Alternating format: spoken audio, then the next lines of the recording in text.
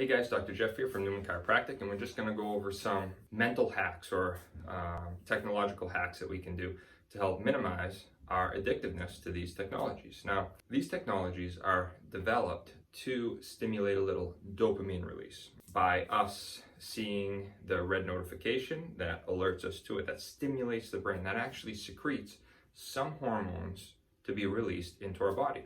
Now, if we didn't see that red notification, it wouldn't get released.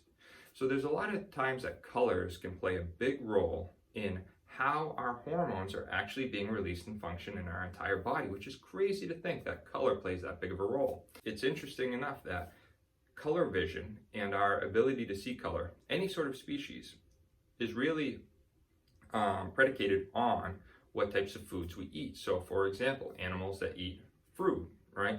We all have color vision, right? Because we need to be able to see the difference between the ripeness of particular fruits. So color vision is primarily there as a survival mechanism for us to be able to see the particular things that are either dangerous or may look a particular color and know that it's the best time to eat it so that we can spot it out in the wild. So for example, the color vision is very valuable in our ability to see high sugar foods out in the wild. For example, fruits.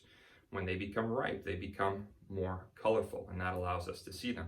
Dangerous animals for us tend to be a particular color, okay, so that we can see them. We've evolved together to be able to distinguish between these different colors, whether they're alarming or not alarming. There's actually an article I read the other day saying that you have a higher percentage of having more matches on, say, a dating website if you have red in your profile picture, right? Another reason why our stoplights are red, yellow, and green is because red is the most noticeable. And surprisingly enough, right, or not surprisingly enough, the notifications bubble on our phones are all red, right? So these things all stimulate that dopamine. So what I'm going to do is I'm going to show you a little tip on my phone about how to turn on grayscale. Now, not a lot of people know what grayscale setting is.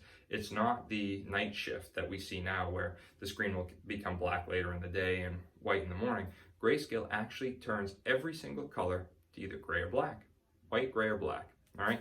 And what it does is it allows us to not be as stimulated by these particular colors on our phone. And if you give it a shot, I think that you're gonna find that your phone is a little less appealing to just grab on a regular basis to see what's on there, right? The glance, they call it the glance, that need to be sitting there bored, grab and have that glance, even though there's nothing on there that we really need to see at the moment, right? So I'm gonna show you how to do it now. All right, guys, so here we are trying to show you how to turn on grayscale. So what we're gonna do is we're gonna open up the settings app, which I got my settings app in here. So I'm gonna go to settings right there, boom. All right, there I am. All right, now I'm gonna come down to accessibility right here. So we're gonna hit accessibility there. Now what we do then is we go to display and text size, and then we come down to color filters.